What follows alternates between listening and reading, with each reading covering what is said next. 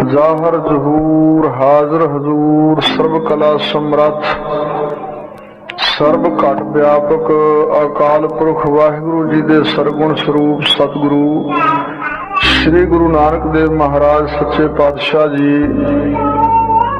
उन्हां दे दसां स्वरूपां दे आत्मिक ज्ञान स्वरूप चवर छत्र तखत दे मालक पुरखी बाणी स्वरूप श्री गुरु ग्रंथ साहिब महाराज जी की साजी नवाजी परम सन्मान योग गुरु का रूप खालसा साध संगत जी सतगुरु महाराज सच्चे पातशाह जी की परम कृपालता का सदका हजूर दे पावन दरबार विच रहरास साहब जी का पाठ आरती आरते होर शब्दां दा कीर्तन आप जी ने रागी सिंघां द्वारा सरवण किया है। हुण जो सतगुरु महाराज सच्चे पातशाह ने श्री मुखवाक उपदेश बख्शिश किया है, सतगुरु जी की कृपालता द्वारा हजूर दे नाम परम पवित्र पाक मुकद्दस वचनां दे विचार हजूर की कृपालता द्वारा आप जी एकाग्रता सहित बैठ के श्रवण करो। सतनाम श्री वाहिगुरु साहिब जी तनासरी महला नावा। तनासरी रागणी अंदर नावे पातशाह गुरु नानक साहब महाराज के 9वां स्वरूप श्री गुरु तेग बहादुर साहब महाराज बैराग की मूर्त परम पवित्र उपदेश बख्शिश कर रहे हैं। सगल सृष्ट पै ढापी चादर प्रगटे श्री गुरु तेग बहादुर। ऐसे सतगुरु तेग बहादुर साहब महाराज जिन्हों ने हिंद धर्म दे लोगों के शरण पैण करके उन्हों दे धर्म नूं चादर बन के ढकदे होया अपना पवित्र बलिदान दिता। वो सतगुरु तेग बहादुर साहब सच्चे पातशाह जिहड़े बालक अवस्था विच ऐसी अवस्था विच खेडदे ने कि जिस वेले बाबा गुरदित्ता जी का विआह करने वास्ते गुरु हरगोबिंद साहब महाराज बरात लैके चले हैं अमृतसर साहब तो बटाला नगर वाल नूं। उस वेले जिहड़ी पोशाक माता नानकी जी ने गुरु तेग बहादुर साहब नूं पहनाई, आप जी ने बाहर एक गरीब परिवार का बच्चा जिसके गल विच कपड़े नहीं सन, उसनूं पुछया कि वीरा तेरे गल कपड़े क्यों नहीं। उसके दसन तो कि घर विच गरीबी है, मेरे माता पिता मैनू कपड़े नहीं लैके पा के सुआ के दे सके, तो अपनी पोशाक उतार के उस बालक नूं पहना दी। अपना शरीर नगन लैके घर विच आए, माता जी दे पुछण तो दस्या कि किसी गरीब परिवार का बच्चा सी, उन्होंने अपनी पोशाक ला के दे आया। ऐसे गुरु तेग बहादुर साहब जो होरना लोगों का दुखियां का दुख गरीबां का नंगेज वेख के झल नहीं सकते, उस दुख नूं अपना दुख करके मनते हैं। और बचपन विच ही ऐसी बैराग की मूर्त हैं कि एक बारी गुरु हरगोबिंद साहब महाराज के दर्शन नेत्रां नाल करके फिर अपना सिर नहीं तां चकते, संगत विच नीवी पा के बैठते हैं। सिखां दे पुछण तो गुरु हरगोबिंद साहब महाराज कहन लगे, आप दसणगे। पुछया, लाल जी ये संगत की शंका है, तुसीं अपना सिर क्यों तां चकदे? कहन लगे, सतगुरु पिता जी अपने अंदर अवगुण ही इन्ने हन, ऐब ही इन्ने हन कि मैं सिर तां चुकण का अधिकारी नहीं हाँ। ऐसे सतगुरु तेग बहादुर साहब महाराज निमरता की मूर्त भी हन, बैराग की मूर्त हन, कुर्बानी दे मुजस्मे हैं। जिस वेले आप दा अवतार होया सी ते आसा जी वार दा कीर्तन सुन रहे सी गुरु हरगोबिंद साहब हरमंदर साहब बैठे हुए, सुनेहा पहुंचा कि तुहाडे घर साहिबजादा जी प्रगट होए ने। आसा जी वार का भोग पैण तो बाद आप हजूर जिथे गुरु के महल हैं अमृतसर साहब उस स्थान से पहुंचे और साहिबजादा जी वेख के गुरु हरगोबिंद साहब महाराज सच्चे पातशाह ने अपना शीश झुकाया। ਭਾਈ ਬਿਧੀ ਚੰਦ ਜੀ, ਬਾਬਾ ਬੁੱਢਾ ਜੀ, ਗੁਰਮੁਖਾਂ ਨੇ ਪੁੱਛਿਆ ਕਿ ਮਹਾਰਾਜ ਪਹਿਲਾਂ ਵੀ ਤੁਹਾਡੇ 4 ਸਾਹਿਬਜ਼ਾਦੇ ਹੋਏ ਨੇ, ਇਹ ਜੋ 5ਵਾਂ ਸੁਪੁੱਤਰ ਪ੍ਰਗਟ ਹੋਇਆ ਸਾਹਿਬਜ਼ਾਦਾ ਜੀ ਆਇਆ ਹੈ, ਇਹਨਾਂ ਦੇ ਤਾਈ ਆਪ ਜੀ ਨੇ ਆਪਣਾ ਸਿਰ ਕਿਉਂ ਝੁਕਾਇਆ? ਤਾਂ ਮਹਾਰਾਜ ਸਾਹਿਬ ਨੇ ਕਿਹਾ ਸੀ 6ਵੇਂ ਪਾਤਸ਼ਾਹ ਨੇ ਕਿ ਇਹਨਾਂ ਦੇ ਸਾਹਮਣੇ ਜ਼ੁਲਮ ਦੀ ਤੇਗ ਖੁੰਡੀ ਪੈ ਜਾਏਗੀ ਔਰ ਇਸ ਪ੍ਰਕਾਰ ਇਹ ਕਿਸੇ ਦੇ ਅੱਗੇ ਝੁਕਣਗੇ ਨਹੀਂ, ऐसे तेग दे धनी होणगे। और तेग बहादुर नाम आप जी का इस करके रखा गया। ऐसे सतगुरु तेग बहादुर साहब महाराज जिन्हों ने 26 साल 9 महीने 13 दिन लगातार समाधि स्थित रह के बाबा बकाला विखे भोरे में स्थित रह के गुरगद्दी मिलने के बावजूद भी अपने आप को गुप्त रखने का यत्न किया। भावें मक्खण शाह लबाणे ने हजूर को प्रगट कर दिता भी साचा गुर लद हो रहे, पर सतगुरु तेग बहादुर साहब सच्चे पातशाह गुप्त ही रहना चाहते हैं। जिस वेले गुरु हरगोबिंद साहब महाराज ज्योति जोत समाउण तो पहला अपने पोतरे गुरु हरराज साहब को गुरगद्दी बख्शी है, उस वेले माता नानकी जी ने थोड़ा जा विराग करके बेनती की कि मेरा पुत्र तेग बहादुर सुधे सुभाव दा है, इसका गुजारा किवें चलेगा, मेरा पुत्र खाली रह गया है, इसनूं कोई बख्शिश नहीं की। तां गुरु हरगोबिंद साहब महाराज प्रसाद छक के रुमाल दे नाल अपने हस्त कमल खुशक कर रहे सी। उस वेले कहण लगे नानकी जी झोली अड्डो, वो रुमाल एक कटार ते एक पोथी वो माता नानक जी की झोली विच पाती। कहण लगे आ तिने चीज़ां संभाल के रखियो, गुरगद्दी तुहाडे घर विच आवेगी, तुहाडा पुत्र गुरगद्दी दा वारस बनेगा अते इन्हां दा गां जिहड़ा सपुत्र होवेगा वो जुल्म नूं नाश कर देवेगा, मर्द दा गमड़ा होवेगा, उस दे दर्शन भी तुसीं करके ही सचखंड नूं जाओगे। इस प्रकार दे वरदान भरे बचन गुरु हरगोबिंद साहब महाराज ने कीरतपुर साहब कीते सन। सो इस प्रकार समा पा के गुरगद्दी दे वारस श्री गुरु तेग बहादुर साहब महाराज बने। धन सतगुरु जिन्हां ने दूजे धर्म की राखी वास्ते अपना पवित्र बलिदान दिता, हजूर परम पवित्र बैरागमय उपदेश बख्शिश कर रहे हैं। अब मैं कौन उपाव करूं? सतगुरु जी इत्थे जगियासा मुख राही सानू बेनती करन दी जाच दस रहे हैं, अंदर बैराग पैदा करन दा उपदेश दे रहे ने। आम तौर ते संसार दी बहु गिणती इस ख्याल तो खाली है, इस ख्याल तो वांझी है कि परलोक दे विच अपना मुख उजला करने वास्ते कोई उपाय कोई यत्न किया जाए। ये ख्याल किसी विरले टावे नूं फुरदा है। कोई विरला जिग्यासू होवेगा जिसनूं परलोक दा भय होवेगा और परलोक विच मुक्त होण दी मुख उजला लैके जाण दी ऐसी इच्छा ऐसी तमन्ना फुरे।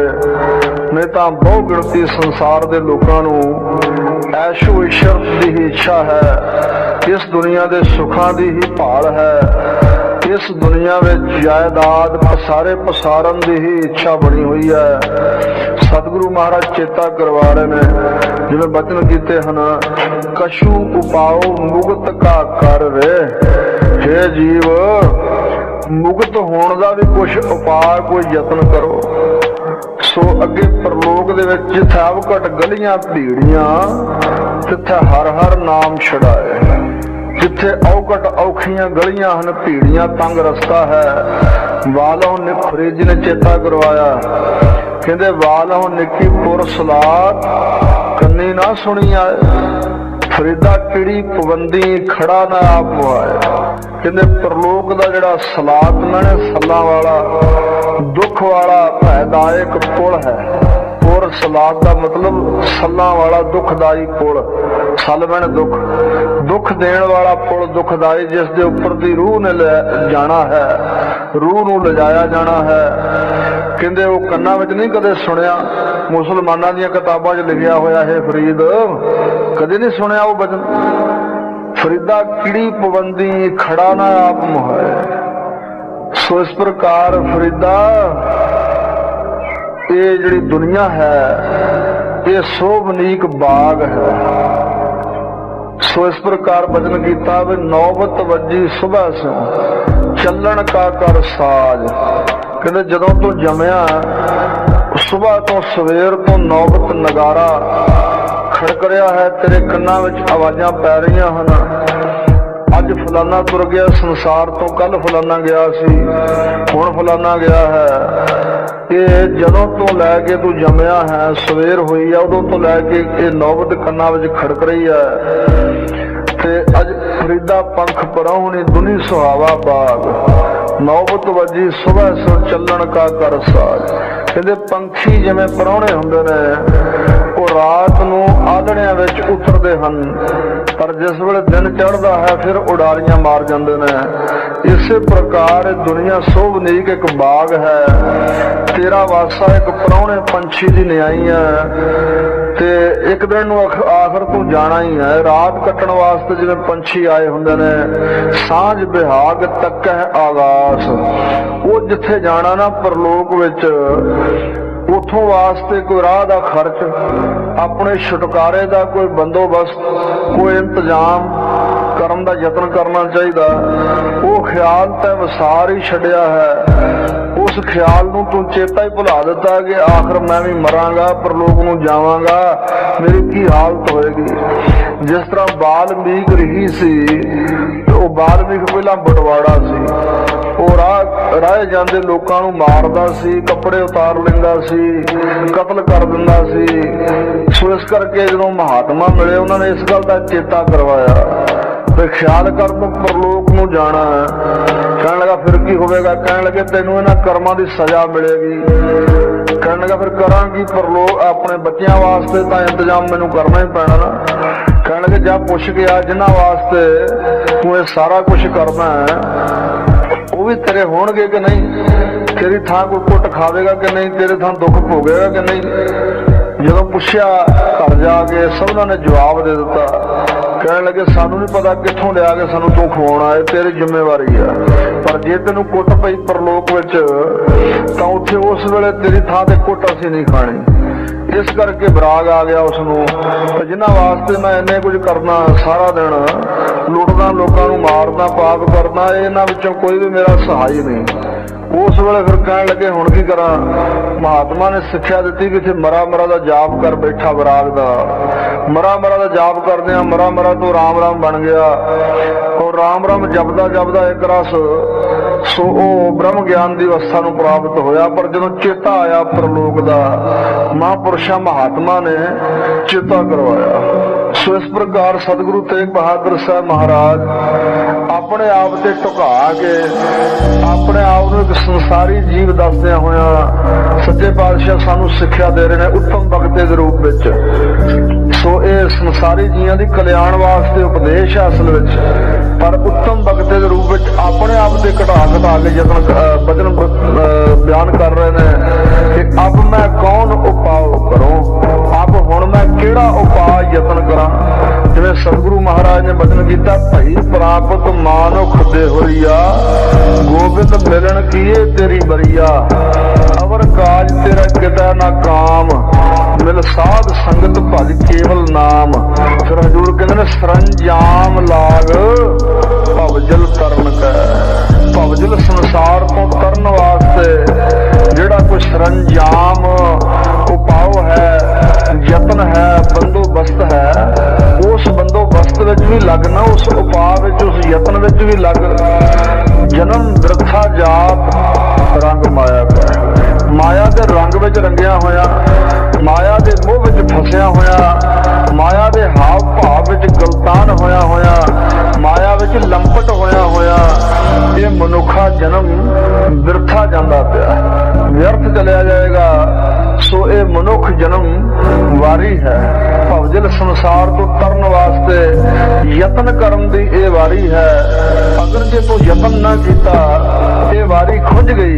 184 ਜੋਨ ਸਵਾਈ, ਮਾਨਸ ਤੋਂ ਪ੍ਰਭ ਦੀ ਵਡਿਆਈ, ਇਸ ਪੌੜੀ ਤੇ ਜੋ ਨਰ ਚੁੱਕਾ, ਸੋ ਆਏ ਜਾਏ ਦੁੱਖ ਪਾਏਗਾ।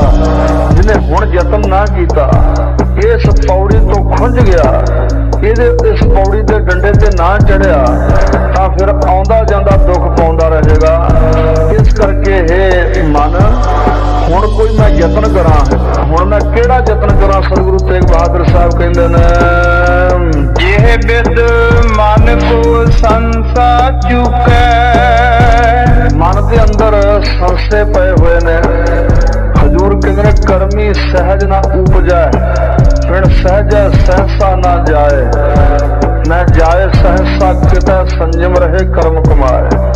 ਸਹਿਸਾ ਜੀਉ ਮਲੀਨ ਹੈ, ਚਿਤ ਸੰਜਮ ਧੋਤਾ ਜਾਏ। ਸੰਸੇ ਕਰਕੇ ਮਨ ਜੀਉ ਮਲੀਨ ਹੋ ਚੁੱਕਾ ਹੈ। ਕਿਸ ਸੰਜਮ ਨਾਲ, ਕਿਸ ਯਤਨ ਨਾਲ ਇਸ ਮਨ ਦੀ ਮੈਲ, ਸੰਸਿਆਂ ਦੀ ਮੈਲ ਧੋਤੀ ਜਾਏ। ਹਜ਼ੂਰ ਨੇ ਕਿਹਾ, ਸੰਸਾ ਇਹ ਸੰਸਾਰ ਹੈ। ਸੰਸਾ ਅਸਲ ਵਿੱਚ ਇਹ ਸੰਸਾਰ ਦਾ ਹੀ ਆ। ਸੰਸਾਰ ਵਿੱਚ ਜੰਮਣ ਮਰਨ ਦਾ ਸੰਸਾ ਬਣਿਆ ਰਹਿੰਦਾ ਹੈ।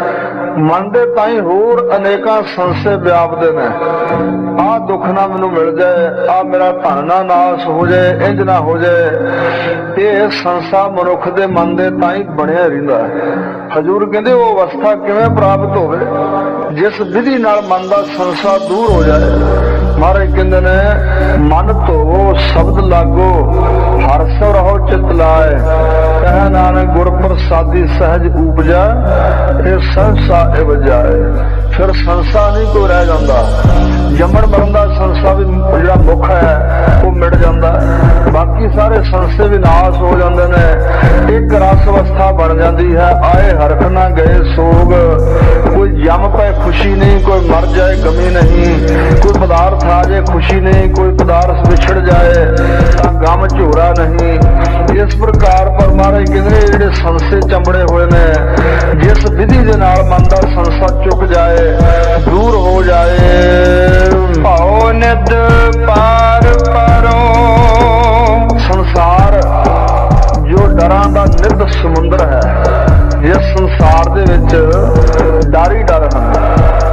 ਇਸ ਸੰਸਾਰ ਨੂੰ ਭਵਜਲ, ਇਸ ਸੰਸਾਰ ਨੂੰ ਅੱਗ ਦਾ ਦਰਿਆ, ਇਸ ਸੰਸਾਰ ਨੂੰ ਜੰਗਲ ਬੀਆਬਾਨ ਉਜਾੜ ਦਾ ਨਾਮ ਦਿੱਤਾ ਗਿਆ ਹੈ। ਸੋ ਸੱਚੇ ਪਾਤਸ਼ਾਹ ਨੇ ਸਾਰੇ ਪ੍ਰਕਰਣ ਬਾਣੀ ਚ ਬਿਆਨ ਕੀਤੇ ਹਨ ਕਿ ਇਹ ਜਿਹੜਾ ਉਦਿਆਨ ਬਸਣ ਸੰਸਾਰਨ, ਸੰਬੰਧੀ ਸਵਾਨ ਸਿਆਲ ਖਰ ਹੈ।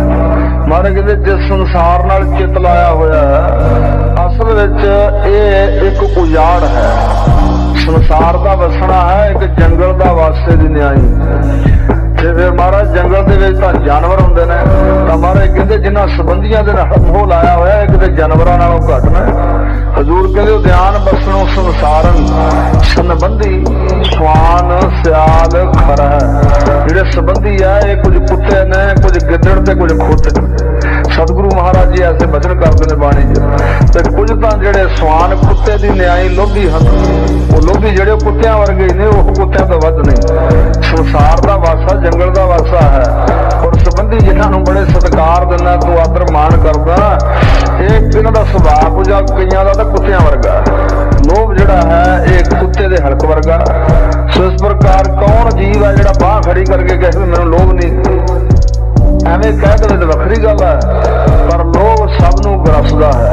ਇਹ ਪੰਜੇ ਸਾਰੇ ਜੀਆਂ ਦੇ ਅੰਦਰ ਵਸੇ ਪਏ ਨੇ। ਸਭਨਾਂ ਦੇ ਤਾਂ ਹੀ ਇਹਨਾਂ ਪੰਜਾਂ ਦੇ ਅਧੀਨ ਕੀਤਾ ਹੋਇਆ। ਸੋ ਇਸ ਪ੍ਰਕਾਰ ਮ੍ਰਿਗ ਮੀਨ ਭ੍ਰਿੰਗ ਪਤੰਗ ਕੁੰਜਰ ਏਕ ਦੋਖ ਵਿਨਾਸ਼, ਪੰਜ ਦੋਖ ਅਸਾਧ ਜਾਮੈ ਤਾਗੀ ਖੇਤ ਗਿਆਸ। ਪੰਜੇ ਦੋਸ਼ ਇਹਦੇ ਵਿੱਚ, ਪੰਜ ਵਿਕਾਰ ਇਹਦੇ ਵਿੱਚ, ਆਸਾ ਤੇ ਤ੍ਰਿਸ਼ਨਾ ਇਹਦੇ ਵਿੱਚ, 26 ਵਾਲ 50 ਨੇ। ਇਹਦੇ 50 ਫਾਈਆਂ ਪਾਉਣ ਵਾਲੇ ਵਿਕਾਰ ਔਗਣ ਜੀਵ ਦੇ ਦੁਆਲੇ ਹਨ। ਇਸ ਕਰਕੇ ਕੁਝ ਲੋਕ ਕਹਿੰਦੇ ਸਵਾਨ ਕੁੱਤੇ ਦੀ ਨਿਆਈ ਨੇ, ਕੁਝ ਲੋਕ ਦਗੇਬਾਜ਼, ਪੰਥ ਨਾਲ ਧਰਮ ਨਾਲ ਵੀ ਦਗੇ ਕਰਨ ਵਾਲੇ, ਗੱਦਾਰੀ ਕਰਨ ਵਾਲੇ, ਉਹ ਗਿੱਦੜਾਂ ਦੀ ਨਿਆਈ। ਜਿਹੜਾ ਦਗਾ ਕਰੇ ਨਾ, ਧੋਖਾ ਕਰੇ ਕਿਸੇ ਨਾਲ, ਉਹ ਗਿੱਦੜ ਹੈ, ਕਹਿੰਦੇ ਮਨੁੱਖ ਨਹੀਂ। ਔਰ ਇਸੇ ਪ੍ਰਕਾਰ ਤੇ ਕੁਝ ਮਹਾਰਾਜ ਕਹਿੰਦੇ ਨੇ ਖਰਾ ਖੋਤਿਆਂ ਦੀ ਨਿਆਈ ਹਨ। ਜਿਹੜੇ ਅਸੀਂ ਗ੍ਰਸਤੀ ਲੋਕ ਧੰਦਿਆਂ ਵਿੱਚ ਦਿਨੇ ਰਾਤ ਲੱਗੇ ਰਹਿੰਦੇ ਆ ਨਾ, ਮਹਾਰਾਜ ਨੇ ਕਿਹਾ ਜੈਸੇ ਭਾਰ ਬਾਗ ਖੋਤ, ਜਿਵੇਂ ਭਾਰ ਢੋਣ ਵਾਲਾ ਖੋਤਾ ਹੁੰਦਾ, ਕਿਤੇ ਹੋ ਜਾਈਆਂ ਤੂੰ। ਇਹ ਸਤਿਗੁਰੂ ਮਹਾਰਾਜ ਸਾਨੂੰ ਚਪੇੜਾ ਮਾਰਦੇ ਨੇ, ਆਪਣੇ ਬਿਰਤੀ ਨੂੰ ਉੱਚੀ ਚੱਕੋ, ਸੰਸਾਰ ਵਿੱਚ ਨਾ ਗਲਤਾਨ ਰਹੋ। ਜਿਹੜੇ ਗੁਰਮੁਖ ਪਿਆਰੇ ਵਿਰਾਗੀ ਹੋ ਕੇ ਭਜਨ ਕਰਦੇ ਨੇ, ਉਹ ਇਸ ਸੰਸਾਰ ਤੋਂ ਇੰਜ ਪਾਰ ਲੰਘ ਜਾਂਦੇ ਨੇ। ਸਾਗਰ ਤਰਿਓ ਬਾਛਰ ਖੋਜ, ਕਿਤੇ ਸੰਸਾਰ ਸਾਗਰ ਸਮੁੰਦਰ ਨਾ ਜਿਹੜਾ, ਇਹਨੂੰ ਰੱਬ ਦੇ ਪਿਆਰਿਆਂ ਦੇ ਵਾਸਤੇ ਤਰਨਾ ਇੰਨਾ ਕੀ ਸੁਖੈਨ ਹੈ। ਜਿਵੇਂ ਬੱਚੇ ਦਾ ਖੋਜ ਹੋਵੇ ਨਾ, ਬੱਚੇ ਦਾ ਖੋਜ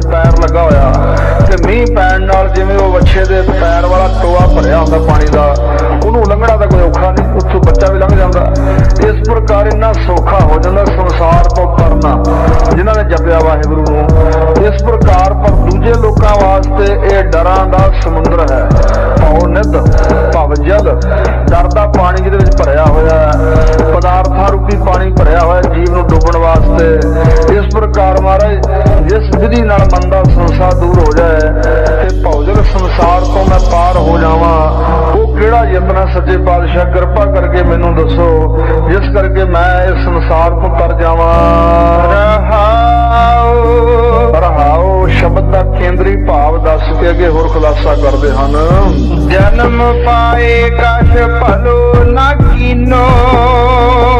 ਜਿਹੜੇ ਅਸੀਂ ਲੋਕ ਸੰਸਾਰੀ ਹਾਂ, ਅਸੀਂ ਤਾਂ ਇਹ ਗੱਲ ਕਹਿੰਦੇ ਆ ਕਿ ਸਾਡੇ ਵਰਗੇ ਨੇਕ ਕਰਮ ਕਰਨ ਵਾਲਾ ਕੋਈ ਦੁਨੀਆ ਤੇ ਹੈ ਨਹੀਂ। ਅਸੀਂ ਸਭ ਤੋਂ ਚੰਗੇ ਹਾਂ, ਸਭ ਤੋਂ ਚੰਗੇ ਸਾਡੇ ਕਰਮ ਹਨ। ਪਰ ਜਿਨ੍ਹਾਂ ਨੇ ਬੰਦਗੀ ਕੀਤੀ ਹੈ, ਵਾਹਿਗੁਰੂ ਨੂੰ ਜਪਿਆ ਹੈ, ਨਿਰਮਾਣਤਾ ਚ ਆਏ ਹਨ, ਉਹ ਕਿਸੇ ਦੇ ਦੋਸ਼ ਨਹੀਂ ਦੇਖਦੇ ਤੇ ਆਪਣੇ ਗੁਣਾਂ ਨੂੰ ਨਹੀਂ ਚਿਤਾਰਦੇ। ਉਹ ਆਪਣੇ ਦੋਸ਼ਾਂ ਨੂੰ ਵਿਚਾਰਦੇ ਰਹਿੰਦੇ ਨੇ। ਸਤਿਗੁਰੂ ਜੀ ਇਸ ਤਲ ਦਾ ਉਪਦੇਸ਼ ਸਾਨੂੰ ਦੇ ਰਹੇ ਨੇ ਕਿ ਮਨੁੱਖਾ ਜਨਮ ਪਦਾਰਥ ਪ੍ਰਾਪਤ ਕਰਕੇ ਕਰਨਾ ਸੀ ਭਲੇ ਦੇ ਕੰਮ ਕਰਨੇ ਸਨ, ਪਰ ਕੁਝ ਵੀ ਭਲਾ ਨਹੀਂ ਕੀਤਾ। ਮਨੁੱਖਾ ਜਨਮ ਪ੍ਰਾਪਤ ਕਰਕੇ ਕੁਝ ਭਲਾ ਨਹੀਂ ਕਰ ਸਕਿਆ ਮੈਂ। ਇਸ ਪ੍ਰਕਾਰ ਆਪਣੇ ਮਨ 'ਚ ਧਾਰਨਾ ਚਾਹੀਦਾ, ਜਿਵੇਂ ਭਾਈ ਗੁਰਦਾਸ ਜੀ ਨੇ ਕਿਹਾ ਭਈ ਹਉ ਅਪਰਾਧੀ ਗੁਨਾਹਗਾਰ ਹਉ ਬੇਮੁਖ ਮੰਦਾ। ਦੇਖੋ ਇਹ ਔਗਣ ਤਾਂ ਨਹੀਂ ਨਾ ਭਾਈ ਗੁਰਦਾਸ ਜੀ ਵਿੱਚ, ਜਗਤ ਦੇ ਔਗਣ ਆਪਣੇ ਸਿਰ ਤੇ ਲੈ ਰਹੇ ਨੇ। ਜੋ ਦੁਨੀਆ ਵਿੱਚ ਔਗਣ ਹਨ ਉਹ ਆਪਣੇ ਆਪ ਤੇ ਘਟਾ ਕੇ ਬੇਨਤੀ ਕਰ ਰਹੇ ਨੇ ਕਿ ਹਉ ਅਪਰਾਧੀ ਗੁਨਾਹਗਾਰ ਹਉ ਬੇਮੁਖ ਮੰਦਾ। ਚੋਰ ਯਾਰ ਜੁਆਰ ਹਉ ਪਰ ਘਰ ਜੋ ਹੰਦਾ। ਨਿੰਦਕ ਦੁਸ਼ਟ ਹਰਾਮ ਖੋਰ ਠੱਗ ਦੇਸ ਠਗੰਦਾ। ਕਾਮ ਕ੍ਰੋਧ ਮਦ ਲੋਭ ਮੋਹ ਅਹੰਕਾਰ ਕਰੰਦਾ। ਵਿਸਾਸ ਘਾਤੀ ਅਕਿਰਤ ਘਣ ਮੈਂ ਕੋ ਨਾ ਰਖੰਦਾ। ਪਰ ਅਖੀਰਲੀ ਪੰਕਤੀ 'ਚ ਇੱਕ ਆਸ ਬਣਾਉਂਦੇ ਨੇ ਮਨ ਨੂੰ, ਕਹਿੰਦੇ ਸਿਮਰ ਮੁਰੀਦਾ ਢਾਡੀਆ ਸਤਿਗੁਰ ਬਖਸ਼ੰਦਾ। ਸਿਰਫ ਤੂੰ ਬਖਸ਼ਿਆ ਜਾ ਸਕਦਾ ਜੇ ਸਤਿਗੁਰੂ ਜੀ ਪ੍ਰਸੰਨ ਹੋ ਜਾਣ। ਜੇ ਸ਼ਰਨ 'ਚ ਪੈ ਜਾਏ ਸਤਿਗੁਰੂ ਬਖਸ਼ ਦੇਣ ਤਾਂ ਭਾਵੇਂ ਬਖਸ਼ ਦੇਣ, ਪਰ ਤੂੰ ਤਰਨ ਦੇ ਯੋਗ ਨਹੀਂ ਬਣਾ।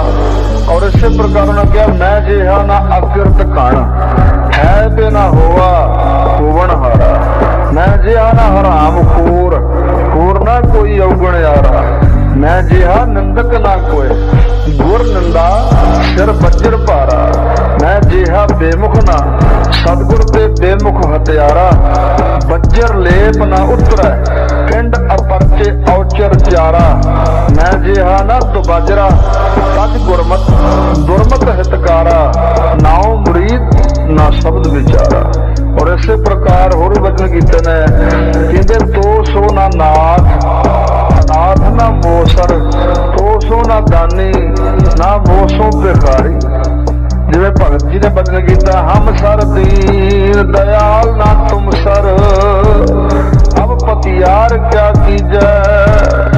ਇਸੇ ਤਰ੍ਹਾਂ ਸ਼੍ਰੀਮਾਨ ਭਾਈ ਗੁਰਦਾਸ ਜੀ ਕਹਿ ਰਹੇ ਨੇ ਕਿ ਤੋ ਸੋ ਨਾ ਨਾਥ ਅਨਾਥ ਨਾ ਮੋਹ ਸਰ। ਤੋ ਸੋ ਨਾ ਦਾਨੀ ਨਾ ਮੋਸੋ ਭਿਖਾਰੀ। ਮੋਸੋ ਨਾ ਦੀਨ ਦਇਆਲ ਨਾ ਤੋਸਰ। ਮੋਸੋ ਅਗਿਆਨ ਨਾ ਤੋਸੋ ਵਿਚਾਰੀ। ਮੋਸੋ ਨਾ ਪਤਕ ਨਾ ਪਾਵਨ ਤੋਸਰ। ਮੋਸੋ ਬਿਕਾਰੀ ਨਾ ਤੋਸੋ ਉਪਕਾਰੀ। ਮੋਰੇ ਹੈ ਅਵਗੁਣ ਤੂੰ ਗੁਣ ਸਾਗਰ ਜਾਤ ਰਸਾਤਲ ਓੜ ਤੁਹਾਰੀ। ਬੇਅੰਤ ਬਚਨ ਐਸੇ ਭਾਈ ਗੁਰਦਾਸ ਦੀ ਰਚਨਾ ਵਿੱਚੋਂ ਸ੍ਰੀ ਗੁਰੂ ਗ੍ਰੰਥ ਸਾਹਿਬ ਮਹਾਰਾਜ ਦੀ ਬਾਣੀ ਵਿੱਚੋਂ ਸਾਨੂੰ ਪ੍ਰਾਪਤ ਹੁੰਦੇ ਨੇ, ਜਿੱਥੇ ਸਤਿਗੁਰਾਂ ਨੇ ਆਪਣੇ ਆਪ ਨੂੰ ਨੀਚ ਨੀਵਾਂ ਔਰ ਕਈ ਐਸੇ ਨਿਰਮਾਣਤਾ ਵਾਲੇ ਬਚਨ ਕੀਤੇ ਨੇ ਕਿ ਦੰਗ ਹੈਰਾਨ ਰਹਿ ਜਾਈਦਾ ਕਿ ਧੰਨ ਸਤਿਗੁਰੂ ਮਹਾਰਾਜ ਸੱਚੇ ਪਾਤਸ਼ਾਹ ਕਿਤੇ ਲੇਸ ਮਾਤਰ ਵੀ ਹਉਮੈ ਨਹੀਂ ਰਹਿਣ ਦਿੱਤੀ ਸਿੱਖ ਦੇ ਅੰਦਰ। ਦੂਰ ਕਰਨ ਦਾ ਪੂਰਾ ਯਤਨ ਕੀਤਾ ਸੱਚੇ ਪਾਤਸ਼ਾਹ ਨੇ। ਐਸੇ ਉੱਚੇ ਬਚਨ ਬਾਣੀ ਚ ਕੀਤੇ ਹਨ। ਆਪਣੇ ਆਪ ਨੂੰ ਸਾਰਿਆਂ ਦੇ ਚਰਨਾਂ ਦੀ ਧੂੜ ਕਹਿਣਾ, ਸੋ ਇਹ ਸਤਿਗੁਰਾਂ ਦੇ ਮੁਖ ਤੋਂ ਹੀ ਫੱਬਦਾ ਹੈ। ਉਹ ਹੀ ਐਸੀ ਅਵਸਥਾ ਚ ਪਹੁੰਚਣ ਹੋਣ ਕਰਕੇ ਹੀ ਐਸੇ ਬਚਨ ਕਰ ਸਕਦੇ ਨੇ। ਕੋਈ ਮਹਾਤਮਾ ਬ੍ਰਹਮ ਗਿਆਨੀ ਸੰਤ ਹੀ ਸੋ ਐਸੇ ਬਚਨ ਮੁਖ ਤੋਂ ਕਰ ਸਕਦਾ ਹੈ। ਨਹੀਂ ਤਾਂ ਸੰਸਾਰੀ ਲੋਕਾਂ ਦੇ ਅੰਦਰੋਂ ਤਾਂ ਮੈਂ ਹਉਮੈ ਦੇ ਬਚਨ ਹੀ ਨਿਕਲਦੇ ਨੇ ਤੇ ਮੈਂ ਵੱਡਾ ਮੈਂ ਭਲਾ। ਪਰ ਸਤਿਗੁਰੂ ਜੀ ਕਹਿ ਰਹੇ ਨੇ ਵੇਖੋ, ਜਨਮ ਪਾਏ ਕਛ ਭਲੋ ਨਾ ਕੀਨੋ। ਕਹਿੰਦੇ ਮੈਂ ਇਸ ਕਰਕੇ ਡਰਦਾ ਹਾਂ ਕਿ ਮਨੁੱਖਾ ਜਨਮ ਪ੍ਰਾਪਤ ਹੋਇਆ ਸੀ ਬੜੇ ਪੂਰਬਲੇ ਪੁੰਨਾਂ ਕਰਕੇ ਜਾਂ ਵਾਹਿਗੁਰੂ ਦੀ ਬਖਸ਼ਿਸ਼ ਨਾਲ, ਪਰ ਇਸ ਮਨੁੱਖਾ ਜਨਮ ਦੀ ਦੁਰਲਭਤਾ ਨੂੰ, ਇਸ ਦੀ ਅਹਿਮੀਅਤ ਨੂੰ ਅਸੀਂ ਪਛਾਣਿਆ ਨਾ ਤੇ ਇਸ ਮਨੁੱਖਾ ਜਨਮ ਦੇ ਅੰਦਰ ਅਸੀਂ ਕੋਈ ਭਲਾ ਨਾ ਕਰ ਸਕੇ। ਤਾਤੇ ਅਦਕ ਡਰੋ, ਇਸ ਕਰਕੇ ਕਹਿੰਦੇ ਬਹੁਤਾ ਡਰ ਪੈਦਾ ਹੋ ਗਿਆ ਮਨ ਅੰਦਰ, ਮਨ ਬਹੁਤਾ ਡਰਦਾ ਹੈ। ਮਨ ਬਚ ਕਰਮ ਹਰ ਗੁਣ ਨਹੀਂ ਗਾਏ। ਕਹਿੰਦੇ ਨਾ ਮਨ ਕਰਕੇ, ਨਾ ਬਚਨਾ ਕਰਕੇ, ਨਾ ਸਰੀਰ ਕਰਕੇ ਭਗਤੀ ਕੀਤੀ, ਹਰੀ ਪ੍ਰਮਾਤਮਾ ਦੇ ਗੁਣਾਂ ਨੂੰ ਕਦੇ ਨਹੀਂ ਗਾਇਆ, ਨਾ ਮਨ ਨੇ ਕਦੇ ਮਨ ਰੰਗਿਆ ਗਿਆ ਗਾਉਣ ਵਿੱਚ, ਨਾ ਬਚਨਾ ਕਰਕੇ ਮੁਖ ਤੋਂ ਵਾਹਿਗੁਰੂ ਦੀ ਉਪਮਾ ਕੀਤੀ ਹੈ, ਨਾ ਕਰਮ ਸਰੀਰ ਕਰਕੇ ਅਸੀਂ ਜਿੱਥੇ ਕੀਰਤਨ ਜਸ ਹੁੰਦਾ ਉੱਥੇ ਗਏ ਹਾਂ। ਜਿਵੇਂ ਸਤਿਗੁਰੂ ਮਹਾਰਾਜ ਸੱਚੇ ਪਾਤਸ਼ਾਹ ਨੇ ਸੋ ਹੋਰ ਵੀ ਕਬੀਰ ਜੀ ਦੀ ਰਸਨਾ ਦੁਆਰਾ ਵੀ ਐਸੇ ਬਚਨ ਕੀਤੇ ਹਨ ਕਿ ਜੇ ਕਰ ਕਥਾ ਹੋਤ ਹਰ ਸੰਤਨ ਇੱਕ ਨਿਮਖ ਨਾ ਕੀਨੋ ਮੈਂ ਫੇਰਾ, ਲੰਪਟ ਚੋਰ ਦੂਤ ਮਤਵਾਰੇ ਤਿੰਨ ਸੰਗ ਸਦਾ ਬਸੇਰਾ, ਕਾਮ ਕ੍ਰੋਧ ਮਾਇਆ ਮਦ ਮਤਸਰ ਇਹ ਸੰਪੈ ਮੋਹ ਮਾਹੀ, ਦਇਆ ਧਰਮ ਮਰ ਗੁਰ ਕੀ ਸੇਵਾ ਇਹ ਸੁਪਨੰਤਰ ਨਾਹੀ। ਇਸ ਪ੍ਰਕਾਰ ਸੱਚੇ ਪਾਤਸ਼ਾਹ ਸਾਡੀ ਅਵਸਥਾ ਹੈ, ਮਨ ਬਾਣੀ ਸਰੀਰ ਕਰਕੇ ਕਦੇ ਹਰੀ ਦੇ ਗੁਣਾਂ ਨੂੰ ਨਹੀਂ ਗਾਇਆ। ਜਹ ਜੀ ਸੋਚ ਕਰੋ, ਇਸ ਤਰ੍ਹਾਂ ਦੀ ਸਾਡੇ ਜੀ ਦੇ ਅੰਦਰ, ਚਿੱਤ ਦੇ ਅੰਦਰ ਸੋਚ ਆਉਂਦੀ ਹੈ। ਇਸ ਪ੍ਰਕਾਰ ਦੀ ਸੋਚ ਧਾਰਨ ਕਰੀ ਰੱਖਦੇ ਹਾਂ ਕਿ ਕਿਸ ਤਰ੍ਹਾਂ ਛੁਟਕਾਰਾ ਹੋਵੇਗਾ, ਕਿਸ ਤਰ੍ਹਾਂ ਸਾਡਾ ਭਲਾ ਹੋਵੇਗਾ, ਕੀ ਹਾਲਤ ਹੋਵੇਗੀ ਪਰਲੋਕ ਅੰਦਰ। ਇਹ ਇਸ ਕਰਕੇ ਐਸਾ ਬੈਰਾਗ ਪੈਦਾ ਹੁੰਦਾ ਆਪਣੇ ਕਰਮਾਂ ਨੂੰ ਵੇਖ ਵੇਖ ਕੇ। ਗੁਰਮਤਿ ਸੁਨ ਕਸ ਗਿਆਨ ਨ ਉਪਜਿਓ, ਗੁਰਮਤਿ ਗੁਰਾਂ ਦੀ ਮੱਤ ਸਿੱਖਿਆ ਨੂੰ ਸੁਣ ਕੇ ਅੰਦਰ ਨਿਰਾਵਰਨ ਗਿਆਨ ਪੈਦਾ ਹੋਣਾ ਚਾਹੀਦਾ ਸੀ, ਪਰ ਸਤਿਗੁਰਾਂ ਦੀ ਸਿੱਖਿਆ ਨੂੰ ਪਹਿਲਾਂ ਤਾਂ ਸੁਣਿਆ ਹੀ ਨਾ ਕੰਨ ਦੇ ਕੇ। ਜੇ ਕੋਈ ਬਚਨ ਸੁਣਿਆ ਗਿਆ ਤੇ ਅਸੀਂ ਅੰਦਰ ਨਾ ਵਸਾਇਆ, ਕਮਾਇਆ ਨਾ, ਇਸ ਕਰਕੇ ਅੰਦਰ ਗਿਆਨ ਨਾ ਪੈਦਾ ਹੋਇਆ। ਕਬੀਰ ਸੱਚਾ ਸਤਿਗੁਰ ਕਿਆ ਕਰੈ, ਜੋ ਸਿੱਖਾ ਮੈਂ ਚੂਕ, ਅੰਧੇ ਏਕ ਨਾ ਲਾਗੇ ਜਿਉ ਬਾਂਸ ਵਜਾਈਏ ਫੂਕ। ਕਹਿੰਦੇ ਪੂਰੇ ਸਤਿਗੁਰੂ ਦੀ ਦਾਤੀ ਕਸੂਰ, ਪੂਰੇ ਸਤਿਗੁਰੂ ਦੇ ਵਿੱਚ ਕੀ ਘਾਟ, ਜਦੋਂ ਸਿੱਖਾਂ ਦੇ ਅੰਦਰ ਹੀ ਇਹ ਘਾਟ ਹੈ ਕਿ ਉਹ ਬਾਂਸ ਵਰਗਾ ਸੁਭਾਅ ਰੱਖਦੇ ਨੇ। ਜਿਸ ਤਰ੍ਹਾਂ ਬਾਂਸ ਵਿੱਚ ਫੂਕ ਮਾਰੀਏ ਤੇ ਅੱਗੇ ਸਾਰਾ ਦੇ ਸਾਰੀ ਹਵਾ ਲੰਘ ਜਾਂਦੀ ਹੈ, ਬਾਂਸ ਵਿੱਚ ਹਵਾ ਨਹੀਂ ਠਹਿਰਦੀ, ਫੂਕ ਨਹੀਂ ਠਹਿਰਦੀ। ਇਸੇ ਪ੍ਰਕਾਰ ਜੇ ਸਿੱਖ ਦਾ ਹਿਰਦਾ ਹੀ ਖਾਲੀ ਹੈ, ਸਤਿਗੁਰੂ ਮਹਾਰਾਜ ਦਾ ਉਪਦੇਸ਼ ਅੰਦਰ ਟਿਕਦਾ ਹੀ ਨਹੀਂ, ਤੇ ਫਿਰ ਸਤਿਗੁਰੂ ਦਾ ਇਹਦੇ ਵਿੱਚ ਕੋਈ ਕਸੂਰ ਨਹੀਂ ਹੈ। ਜਿਵੇਂ ਉਹ ਖੀਰ ਖਾਣਾ ਸਿੱਖ ਸੀ ਮੇਰੇ ਵਰਗਾ ਖਡੂਰ ਸਾਹਿਬ, ਤੇ ਉਹ ਖੀਰ ਖਾਇਆ ਕਰੇ ਤੇ ਸੇਵਾ ਕੋਈ ਨਾ ਕਰਿਆ ਕਰੇ। ਉਸ ਵੇਲੇ ਸਤਿਗੁਰੂ ਮਹਾਰਾਜ ਸੱਚੇ ਪਾਤਸ਼ਾਹ ਨੇ ਜਦੋਂ ਕਿਹਾ, ਉਹ ਕਿਹਾ ਕਰੇ ਸਿੱਖਾਂ ਨੂੰ, ਜਦੋਂ ਸਤਿਗੁਰੂ ਜੀ ਆਪ ਉਪਦੇਸ਼ ਦੇਣਗੇ ਫਿਰ ਮੈਂ ਮੰਨਾਂਗਾ। ਤੇ ਜਿਸ ਵੇਲੇ ਸਤਿਗੁਰੂ ਮਹਾਰਾਜ ਨੇ ਆਪ ਕਿਹਾ ਤੇ ਸਿੱਖਾਂ ਤੂੰ ਸੇਵਾ ਕਦੇ ਨਹੀਂ ਕੀਤੀ, ਪ੍ਰਸ਼ਾਦਾ ਛਕ ਛੱਡਦਾ, ਖੀਰ ਬਣੀ ਹੋਈ ਛਕ ਕੇ ਸੌਂ ਰਹਿਣਾ, ਤੇਰਾ ਤਾਂ ਮਨੁੱਖਾ ਜਨਮ ਐਵੇਂ ਵਿਅਰਥ ਹੀ ਚਲਿਆ ਗਿਆ। ਕਹਿਣ ਲੱਗਾ ਮਹਾਰਾਜ ਤੂੰ ਹੁਣ ਉਪਦੇਸ਼ ਦਿਓ ਮੈਂ ਕਮਾਵਾਂ। ਹਜ਼ੂਰ ਕਹਿਣ ਲੱਗੇ ਤੇ ਸੰਗਤ ਵਿੱਚ ਆਉਣ ਦਾ ਹੀ ਲਾਭ ਸੀ ਕਿ ਜਿਹੜੀ ਸਿੱਖਾਂ ਤੋਂ ਉਪਦੇਸ਼ ਮਿਲਦਾ ਸੀ, ਤੈਨੂੰ ਕਮਾਉਣਾ ਚਾਹੀਦਾ ਸੀ, ਦੂਜੇ ਸਿੱਖਾਂ ਵੱਲ ਵੇਖ ਕੇ ਤੈਨੂੰ ਵੀ ਸੇਵਾ ਸਿਮਰਨ ਕਰਨਾ ਚਾਹੀਦਾ ਸੀ। ਹੁਣ ਤਾਂ ਤੇਰੀ ਉਮਰ ਬਤੀਤ ਹੋ ਗਈ, ਹੁਣ ਤਾਂ ਇੱਕੋ ਕੰਮ ਹੋ ਸਕਦਾ ਕਿ ਜਾ ਉਜਾੜ ਚਲਿਆ ਜਾ, ਉਸੇ ਚਿਖਾ ਬਣਾ ਕੇ ਚਿਖਾ ਸੜ ਕੇ ਮਰ ਜਾ, ਕਲਿਆਣ ਹੋ ਜਾਏਗੀ। ਹੁਣ ਜੇ ਕਮਾਈ ਕੀਤੀ ਹੁੰਦੀ ਸੇਵਾ ਸਿਮਰਨ ਦੀ, ਫਿਰ ਤਾਂ ਬਚਨ ਮੰਨਣ ਦੀ ਅਹਿਮੀਅਤ ਨੂੰ ਜਾਣਦਾ, ਫਿਰ ਤਾਂ ਬਚਨ ਮੰਨ ਕੇ ਚਿਖਾ ਸੜ ਕੇ ਮਰ ਜਾਂਦਾ, ਮੁਕਤ ਹੋ ਜਾਂਦਾ। ਪਰ ਹੁਣ ਐਸੀ ਅਵਸਥਾ ਅੰਦਰ ਹੈ ਨਹੀਂ ਸੀ, ਇਸ ਕਰਕੇ ਚਿਖਾ ਦੇ ਦੁਆਲੇ ਘੁੰਮੀ ਜਾਏ। ਇੰਨੇ ਚਿਰ ਨੂੰ ਮੇਰਾ ਧਾੜ ਵੀ, ਮੇਰਾ ਉਹਦਾ ਨਾਂ ਸੀ, ਉਹ ਲੁੱਟ ਕੇ ਮਾਲ ਲਈ ਆਉਂਦਾ ਸੀ ਤੇ ਮਗਰ ਵਾਰ ਲੱਗੀ ਹੋਈ ਸੀ। ਉਹਨੇ ਪੁੱਛ ਲਿਆ ਵੀ ਸਿੱਖਾ ਤੂੰ ਇੱਥੇ ਕੀ ਕਰਦਾ ਹੈ? ਕਹਿਣ ਲੱਗਾ ਸਤਿਗੁਰਾਂ ਦਾ ਬਚਨਾਂ ਵਿੱਚ ਚਿਖਾ ਸੜ ਕੇ ਮਰ ਜਾ, ਤੈਨੂੰ ਮੁਕਤ ਕਰ ਦਿਆਂਗੇ। ਕਹਿਣ ਲੱਗਾ ਆਹ ਲੈ ਲੁੱਟ ਦਾ ਮਾਲ ਆ ਮੇਰੇ ਪਾਸ, ਤੂੰ ਇਹ ਲੈ ਜਾ ਤੇ ਬਚਨ ਮੈਨੂੰ ਦੇ ਦੇ ਗੁਰੂ ਮਹਾਰਾਜ ਦਾ। ਉਹ ਦੁਨੀਆ ਤੋਂ ਤੰਗ ਹੋਇਆ ਸੀ, ਸੋ ਇਸ ਕਰਕੇ ਉਹ ਲੁੱਟ ਦਾ ਮਾਲ ਗਹਿਣਾ ਗੱਟਾ ਨੂੰ ਫੜਾਤਾ ਤੇ ਆਪ ਚਿਖਾ ਛਾਲ ਮਾਰ ਕੇ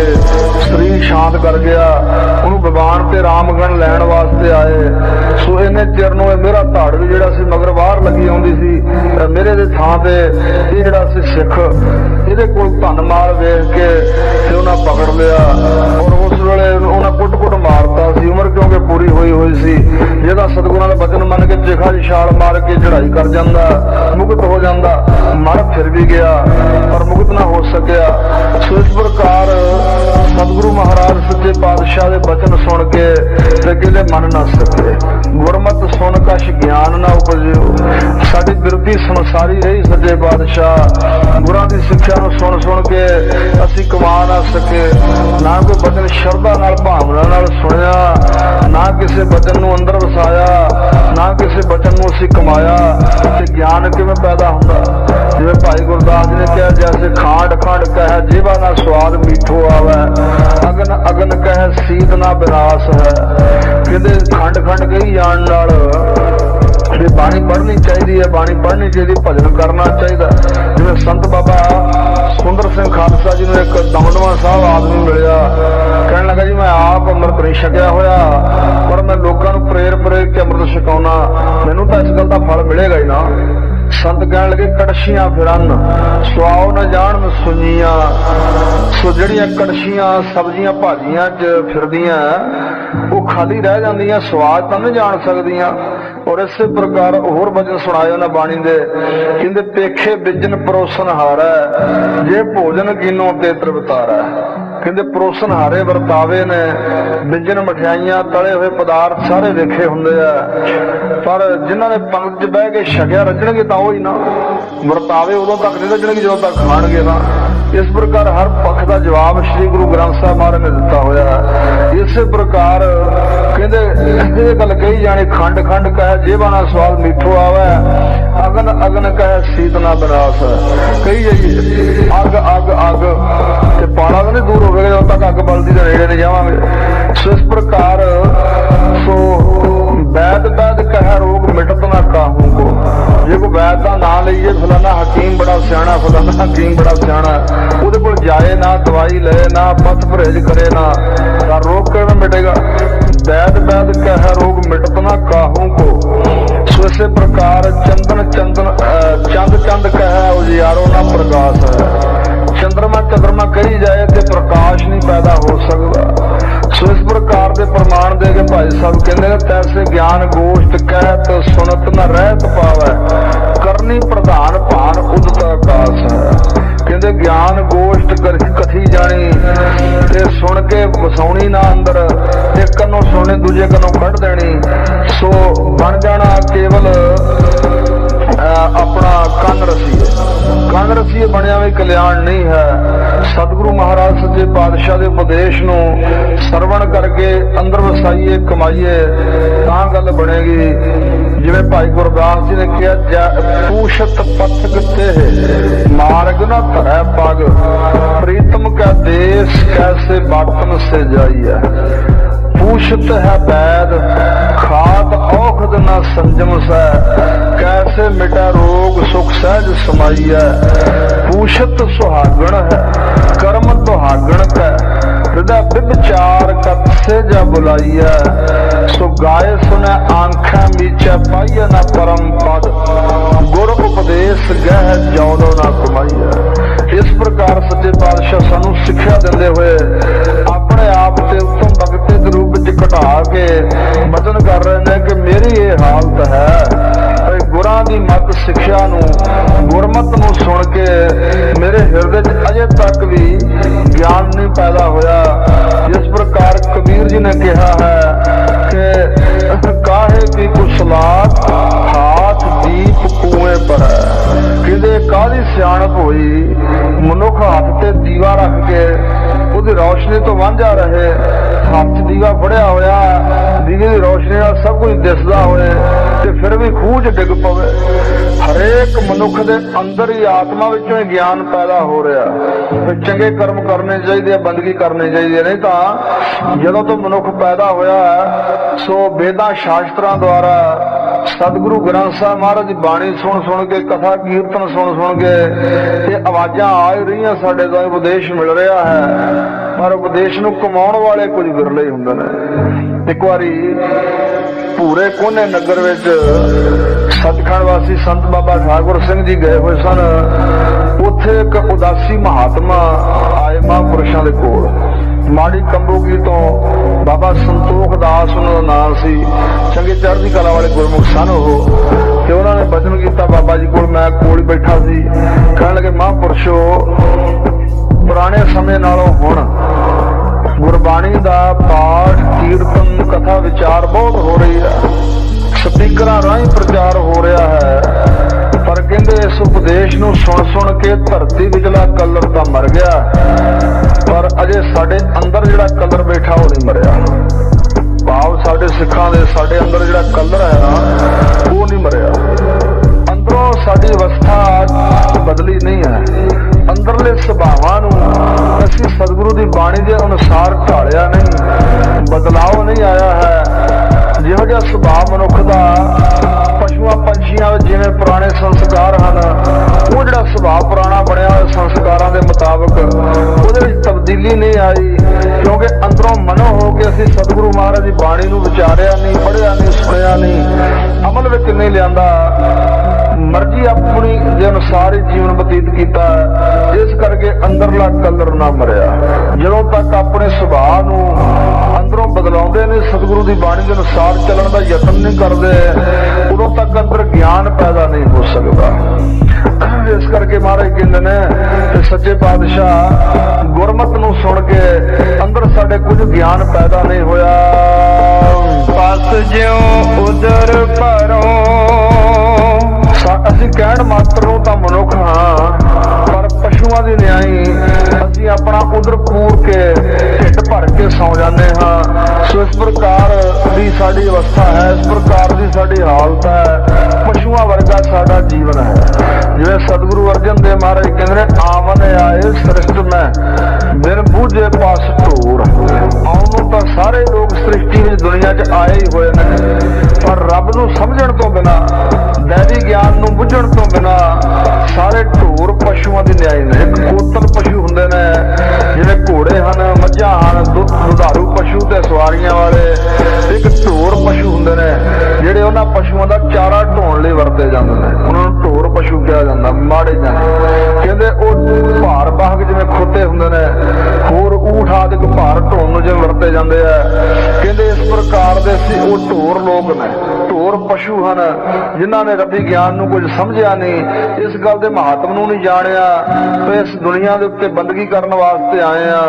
ਭਾਈ ਨੰਦ ਲਾਲ ਜੀ ਕਹਿੰਦੇ, ਹਵਾਏ ਬੰਦਗੀ ਉਰਦ ਦਰ ਵਜੂਦ ਮਰਾ, ਮਗਰ ਨ ਜਾਓਗੇ ਚੁਨੀ ਆਮਦਰ ਨਬੂਦ ਮਰਾ।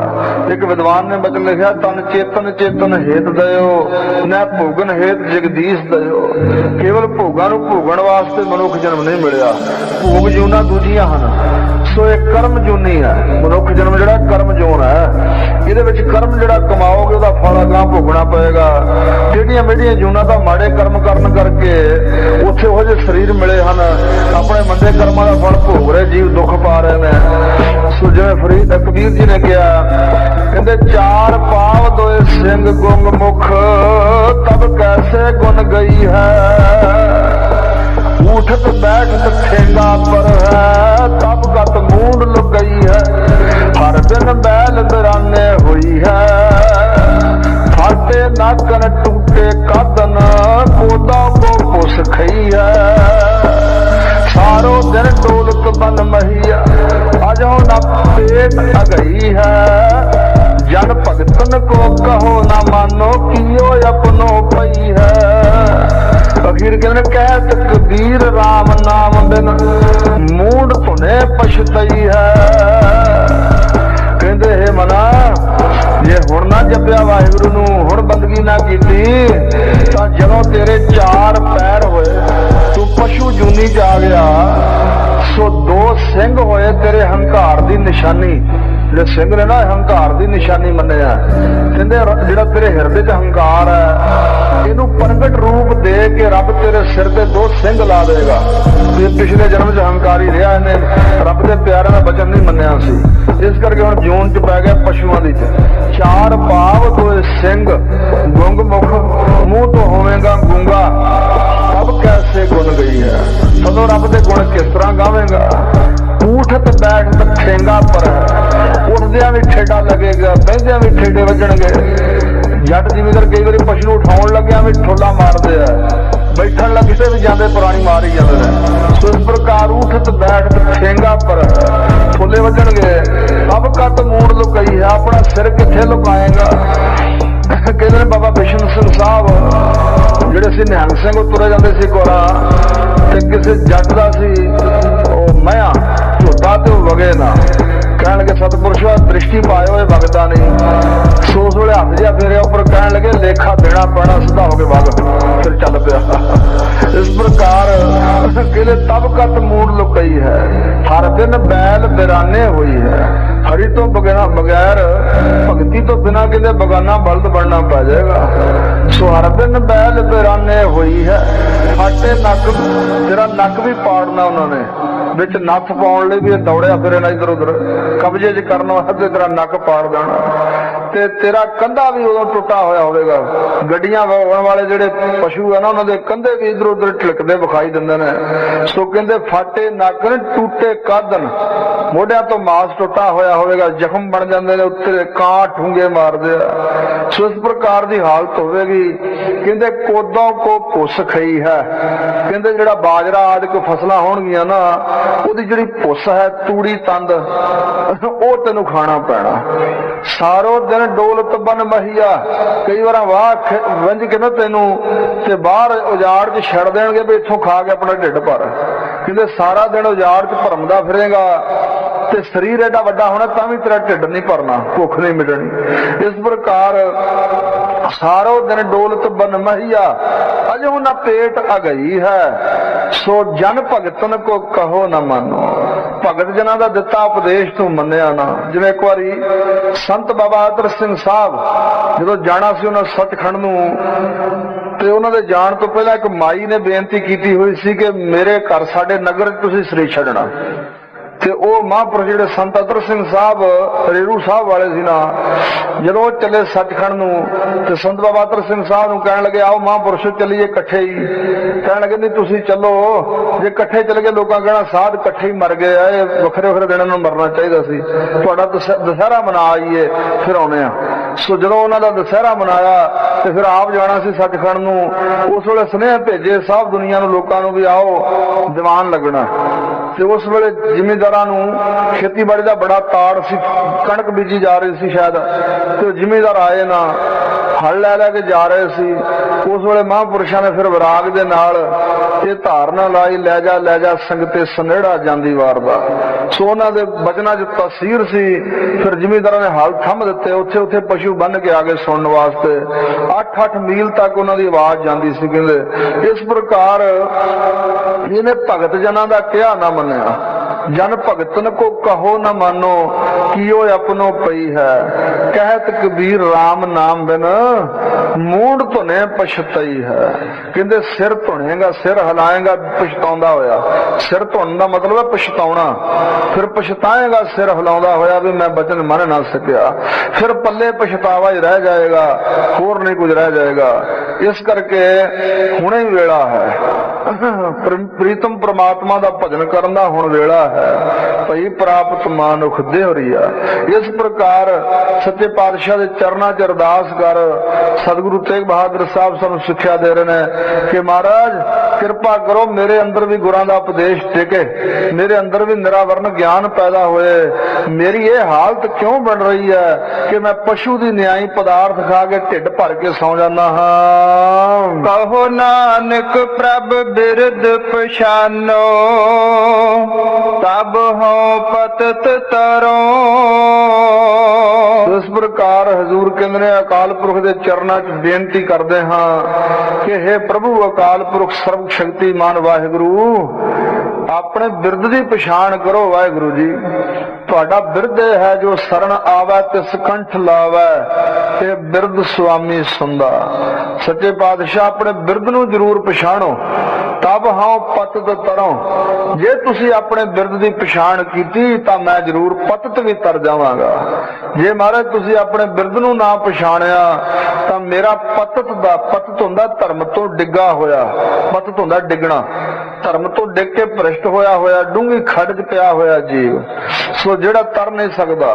ਇਸ ਪ੍ਰਕਾਰ ਦਾ ਮੈਂ ਹਾਂ। ਜਿਵੇਂ ਭਗਤ ਨਾਮਦੇਵ ਨੇ ਕਿਹਾ ਕਿ ਜੋ ਪੈ ਹਮ ਨਾ ਪਾਪ ਕਰੰਤਾ ਅਹੇ ਅਨੰਤਾ, ਪਤਿਤ ਪਾਵਨ ਨਾਮ ਕੈਸੇ ਹੁੰਤਾ।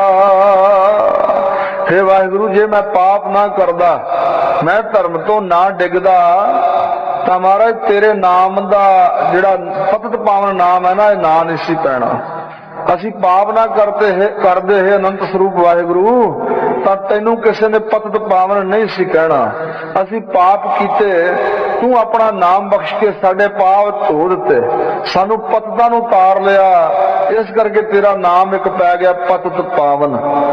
ਭਾਈ ਗੁਰਦਾਸ ਜੀ ਕਹਿੰਦੇ ਨੇ ਭਗਤ ਵਸ਼ਲ ਸੁਨ ਹੋਤ ਹੋ ਨਿਰਾਸ ਹਿਰਦੈ, ਪਤਿਤ ਪਾਵਨ ਸੁਨ ਆਸਾ ਉਰ ਧਾਰ ਹੋ, ਅੰਤਰਜਾਮੀ ਸੁਨ ਕੰਪਤ ਹੋ ਅੰਤਰਗਤ, ਦੀਨ ਕੈ ਦਇਆਲ ਸੁਨ ਭੈ ਭ੍ਰਮਟਾਰ ਹੋ, ਜਲ ਧਰ ਸੰਗਮ ਕੈ ਅਫਲ ਸੇਂਬਲ ਦ੍ਰੁਮ, ਚੰਦਨ ਸੁਗੰਧ ਸੰਬੰਧ ਮਲਗਾਰ ਹੋ, ਆਪਣੀ ਕਰਨੀ ਕਰ ਨਰਕ ਹੂੰ ਨਾ ਪਾਵੋ ਠੋਰ, ਤੁਮਰੇ ਬਿਰਦ ਕਰ ਆਸਰੋ ਸਮਾਰ ਹੋ। ਵਾਹਿਗੁਰੂ ਸੱਚੇ ਪਾਤਸ਼ਾਹ ਤੇਰਾ ਨਾਮ ਭਗਤ ਵਸ਼ਲ, ਤੇਰੇ ਗੁਣਾ ਕਰਕੇ ਪਿਆਰ, ਤੂੰ ਭਗਤਾਂ ਨਾਲ ਇੰਜ ਪਿਆਰ ਕਰਦਾ ਜਿਵੇਂ ਗਾਂ ਵੱਛੇ ਨਾਲ। ਮਾਂ ਦੇ ਅੰਦਰ ਲਾਲਸਾ ਹੈ, ਜਿਉ ਜਨਨੀ ਗਰਭ ਪਾਲਤੀ ਸੁਤ ਕੀ ਕਰ ਆਸਾ, ਵੱਡਾ ਹੋਏ ਧਨ ਖਾੜ ਦੇ ਕਰ ਭੋਗ ਬਿਲਾਸਾ। ਅਸੀਂ ਬਿਲਾਸ ਆਨੰਦ ਨੂੰ ਭੋਗਾਂਗੇ, ਪੁੱਤਰ ਵੱਡਾ ਹੋਵੇਗਾ ਸਾਡੀ ਸੇਵਾ ਕਰੇਗਾ। ਮਾਂ ਦੇ ਅੰਦਰ ਲਾਲਸਾ ਹੈ, ਪਰ ਗਾਂ ਦੇ ਅੰਦਰ ਕੋਈ ਲਾਲਸਾ ਨਹੀਂ, ਫਿਰ ਵੀ ਬੱਚੇ ਨੂੰ ਪ੍ਰਤਪਾਲਦੀ ਹੈ। ਇਸ ਕਰਕੇ ਉਹ ਵਾਤਸਲ ਪਿਆਰ ਨੂੰ ਕਿਹਾ ਜਾਂਦਾ, ਨਿਰਇਛਤ ਪਿਆਰ ਹੈ। ਗਾਂ ਦਾ ਜਿਹੜਾ ਵੱਛੇ ਨਾਲ ਪਿਆਰ ਹੈ ਉਹਨੂੰ ਵਾਤਸਲ ਪਿਆਰ। ਇਸ ਕਰਕੇ ਭਗਤਾਂ ਦੇ ਨਾਲ ਪਿਆਰ ਕਰਨ ਕਰਕੇ ਵਾਹਿਗੁਰੂ ਦਾ ਨਾਮ ਪੈ ਗਿਆ ਭਗਤ ਵਸ਼ਲ। ਮਹਾਰਾਜ ਤੁਸੀਂ ਭਗਤਾਂ ਨਾਲ ਪਿਆਰ ਕਰਦੇ ਹੋ ਤੇ ਮੈਂ ਨਾਰਾਜ਼ ਹੋ ਜਾਣਾ ਵੀ ਮੈਂ ਭਗਤੀ ਨਹੀਂ ਕੀਤੀ, ਮੈਂ ਭਗਤ ਨਹੀਂ ਬਣ ਸਕਿਆ, ਫਿਰ ਮੇਰੇ ਨਾਲ ਤੁਸੀਂ ਪਿਆਰ ਕਿਵੇਂ ਕਰੋਗੇ? ਕਹਿੰਦੇ ਇੱਕ ਹੋਰ ਗੁਣ ਤੁਹਾਡਾ ਚੇਤੇ ਆ ਜਾਂਦਾ, ਤੁਸੀਂ ਪਤਿਤ ਪਾਵਨ ਵੀ ਹੋ, ਪਤਿਤਾਂ ਨੂੰ ਪਵਿੱਤਰ ਕਰ ਦਿੰਦੇ ਹੋ। ਇਸ ਕਰਕੇ ਮੈਂ ਆਸਾ ਧਾਰ ਰਿਹਾ ਹਿਰਦੇ 'ਚ, ਇੱਛਾ ਬਣ ਜਾਂਦੀ ਕਿ ਤੁਸੀਂ ਤਾਰੋਗੇ, ਆਸਾ ਲੱਗ ਜਾਂਦੀ ਹੈ। ਪਹਿਲਾਂ ਨਾਰਾਜ਼ ਹੋ ਜਾਂਦਾ ਭਗਤ ਵਸ਼ਲ ਨਾਮ ਸੁਣ ਕੇ, ਫਿਰ ਆਸ ਜਾਗ ਪੈਂਦੀ ਹੈ ਪਤਿਤ ਪਾਵਨ ਵੀ ਹੋ ਆਪ ਜੀ। ਫਿਰ ਕਹਿੰਦੇ ਅੰਤਰਜਾਮੀ ਗੁਣ ਤੁਹਾਡਾ ਚੇਤੇ ਆਉਂਦਾ ਕਿ ਤੁਸੀਂ ਅੰਦਰ ਦੀਆਂ ਸਭ ਜਾਣਦੇ ਹੋ, ਤੇ ਮਹਾਰਾਜ ਜੋ ਮੈਂ ਕਰਦਾ, ਜੋ ਮੇਰੇ ਅੰਦਰ ਫੁਰਨੇ ਚੱਲਦੇ ਨੇ ਤੁਸੀਂ ਜਾਣਦੇ ਹੋ। ਮੈਂ ਇਸ ਕਰਕੇ ਡਰ ਜਾਨਾ, ਅੰਦਰੋਂ ਕੰਬ ਜਾਨਾ ਹਾਂ। ਤੇ ਸੱਚੇ ਪਾਤਸ਼ਾਹ ਮੇਰੇ ਔਗਣਾਂ ਨੂੰ ਤੁਸੀਂ ਜਾਣਦੇ ਹੋ, ਕਿਵੇਂ ਮੇਰਾ ਪਾਰ ਉਤਾਰਾ ਕਰੋਗੇ? ਸੋ ਅੰਤਰਜਾਮੀ ਸੁਣ ਕੰਪਤ ਹੋ ਅੰਤਰਗਤ। ਕਹਿੰਦੇ ਇੱਕ ਹੋਰ ਗੁਣ ਤੁਹਾਡਾ ਸਾਹਮਣੇ ਆ ਜਾਂਦਾ, ਤੁਸੀਂ ਦੀਨ ਦਇਆਲ ਹੋ। ਦੀਨ ਕੈ ਦਇਆਲ ਸੁਣ ਭੈ ਭਰਮ ਟਾਰ ਹੋ। ਦੀਨ ਦਇਆਲ ਤੁਹਾਡਾ ਨਾਂ ਸੁਣ ਕੇ ਮੈਂ ਆਪਣੇ ਅੰਦਰੋਂ ਡਰ ਤੇ ਭਰਮ ਨੂੰ ਨਾਸ਼ ਕਰ ਦਿੰਦਾ ਹਾਂ। ਤੀਜੀ ਗੱਲ ਫਿਰ ਕਹਿੰਦੇ, ਤੀਜੀ ਪੰਕਤੀ 'ਚ ਕਹਿੰਦੇ ਮੇਰਾ ਜੀਵਨ ਹੈ ਸੱਚੇ ਪਾਤਸ਼ਾਹ ਸਿੰਬਲ ਦੇ ਦਰਖਤ ਵਰਗਾ। ਸੋ ਭਾਵੇਂ ਜਿੰਨੀ ਮਰਜ਼ੀ ਵਰਸ਼ਾ ਹੋਏ, ਬਾਰਿਸ਼ ਮੀਂਹ ਪਏ, ਪਰ ਉਹਦੇ ਫਲ ਤੇ ਫੁੱਲ ਕਿਸੇ ਕੰਮ ਨਹੀਂ ਆਉਂਦੇ। ਫਲ ਫਿੱਕੇ, ਫੁੱਲ ਬਕ ਬਕੇ, ਫਲ ਉਹਦੇ ਫਿੱਕੇ ਜੇ, ਫੁੱਲ ਬਕ ਬਕੇ ਜੇ, ਕੰਮ ਨਾ ਆਵੇ ਪੱਤ। ਪੰਛੀ ਆਸ ਲੈ ਕੇ ਆਉਂਦੇ ਨੇ ਸਿੰਬਲ ਦਰਖਤ ਤੇ, ਕੋਈ ਬੜਾ ਉੱਚਾ ਲੰਬਾ ਦਰਖਤ ਹੈ, ਬੜਾ ਐਡਾ ਫੈਲਾ ਹੈ, ਪਰ ਵਿਚਾਰੇ ਨਿਰਾਸ਼ ਹੋ ਕੇ ਉੱਡ ਜਾਂਦੇ ਨੇ ਵੀ ਇੱਥੋਂ ਕੁਝ ਨਹੀਂ ਮਿਲਣਾ। ਇਹਦੇ ਫਲ ਵੀ ਫਿੱਕੇ ਜੇ, ਫੁੱਲ ਵੀ ਬਕ ਬਕੇ ਜੇ, ਇਹ ਕਿਸੇ ਅਰਥ ਨਹੀਂ, ਇੱਥੇ ਆਉਣ ਦਾ ਕੋਈ ਲਾਭ ਨਹੀਂ। ਇਸ ਤਰ੍ਹਾਂ ਦਾ ਮੇਰਾ ਜੀਵਨ ਹੈ ਸੱਚੇ ਪਾਤਸ਼ਾਹ ਜੀ। ਫਿਰ ਇੱਕ ਗੁਣ ਚੇਤੇ ਆਉਂਦਾ ਹੈ, ਚੰਦਨ ਸੁਗੰਧ ਸੰਬੰਧ ਮਲਗਾ ਰਹੋ। ਤੁਸੀਂ ਉਹ ਚੰਦਨ ਦੀ ਨਿਆਏ, ਤੁਮ ਚੰਦਨ ਹਮ ਰੰਡ ਬਾਪਰੇ, ਸੰਗ ਤੁਮਾਰੇ ਵਾਸਾ, ਨੀਚ ਰੂਖ ਤੇ ਊਚ ਪਏ ਹੈ ਗੰਧ ਸੁਗੰਧ ਨਿਵਾਸਾ। ਸੱਚੇ ਪਾਤਸ਼ਾਹ ਤੁਸੀਂ ਚੰਦਨ ਦੀ ਨਿਆਈ ਹੋ, ਮੈਂ ਸਿੰਬਲ ਦਰਖਤ ਵਰਗਾ ਹਾਂ, ਭਾਵੇਂ ਪਰ ਚੰਦਨ ਨਿਕਟ ਸਭ ਚੰਦਨ ਹੋਈਆ। ਚੰਦਨ ਵਿੱਚ ਇਹ ਤਸੀਰ ਹੈ, ਚੰਦਨ ਵਿੱਚ ਗੁਣ ਹੈ ਕਿ ਸਭਨਾ ਦੇ ਤਾਈ ਉਹ ਬੋਹਟ ਕਰ ਦਿੰਦਾ ਹੈ, ਸੁਗੰਧਿਤ ਕਰ ਦਿੰਦਾ ਹੈ, ਸਭਨਾ ਬਿਰਸ਼ਾਂ ਵਿੱਚ ਸੁਗੰਧੀ ਭਰ ਦਿੰਦਾ ਹੈ। ਸੋ ਇਸ ਪ੍ਰਕਾਰ ਤੇਰੇ ਪਿਆਰੇ ਭਗਤੀ ਦੀ ਖੁਸ਼ਬੂ ਵਾਲੇ ਹਨ, ਚੰਦਨ ਦੀ ਨਿਆਈ। ਮੈਂ ਉਹਨਾਂ ਦੀ ਸੰਗਤ ਕਰਕੇ ਖੁਸ਼ਬੂ ਮੇਰੇ 'ਚ ਵੀ ਆ ਜਾਏਗੀ, ਆਸਾ ਲਾ ਲੈਣਾ ਹਾਂ। ਇਸ ਪ੍ਰਕਾਰ ਕਹਿੰਦੇ ਆਪਣੀ ਕਰਨੀ ਕਰ ਨਰਕ ਹੂੰ ਨਾ ਪਾਵੋ ਠੌਰ। ਮੇਰੀ ਕਰਨੀ ਕਰਤੂਤ ਇਹੋ ਜਿਹੀ ਹੈ ਕਿ ਮੈਨੂੰ ਨਰਕ ਵੀ ਨਹੀਂ ਝੱਲਣਗੇ, ਨਰਕਾਂ ਵਿੱਚ ਵੀ ਮੈਨੂੰ ਟਿਕਾਣਾ ਨਹੀਂ ਮਿਲੇਗਾ। ਪਰ ਤੁਮਰੇ ਬਿਰਦ ਕਾ ਆਸਰੋ ਸਮਾਰ ਹੋ। ਤੁਹਾਡਾ ਬਿਰਦ ਹੀ ਐਡਾ ਉੱਚਾ ਹੈ। ਬਿਰਦ ਹੁੰਦਾ ਪੁਰਾਣਾ ਸੁਭਾਅ, ਬਿਰਦ ਦਾ ਅਰਥ ਹੈ ਧਰਮ। ਵਾਹਿਗੁਰੂ ਦਾ ਧਰਮ ਹੀ ਐਸਾ ਹੈ ਕਿ ਜੋ ਉਹਦੀ ਸ਼ਰਨ 'ਚ ਪੈ ਜਾਂਦੇ ਹਨ ਉਹਨਾਂ ਨੂੰ ਸੰਭਾਲਦਾ ਹੈ, ਉਹਨਾਂ ਨੂੰ ਗਲੇ ਲਾਉਂਦਾ ਹੈ। ਇਸ ਕਰਕੇ ਮਹਾਰਾਜ ਤੁਹਾਡੇ ਬਿਰਦ ਕਰਕੇ ਮੈਂ ਆਸਾ ਰੱਖੀ ਹੈ ਕਿ ਜਦੋਂ ਤੁਸੀਂ ਆਪਣੇ ਬਿਰਦ ਦੀ ਪਛਾਣ ਕਰੋਗੇ ਤਾਂ ਮੈਂ ਪਤਿਤ ਵੀ ਤਰ ਜਾਵਾਂਗਾ। ਇਹ ਸਤਿਗੁਰੂ ਤੇਗ ਬਹਾਦਰ ਸਾਹਿਬ ਮਹਾਰਾਜ ਨੇ ਜੀਆਂ ਦੀ ਹਾਲਤ ਆਪਣੇ ਆਪ ਤੇ ਘਟਾ ਕੇ ਸਾਨੂੰ ਸਿੱਖਿਆ ਬਖਸ਼ਿਸ਼ ਕੀਤੀ ਹੈ ਕਿ ਇੰਜ ਵਾਹਿਗੁਰੂ ਦੇ ਚਰਨਾਂ 'ਚ ਬੇਨਤੀਆਂ ਕਰਦੇ ਰਹਿਣਾ ਤੇ ਬੰਦਗੀ ਵੀ ਨਾਲ ਕਰਨੀ।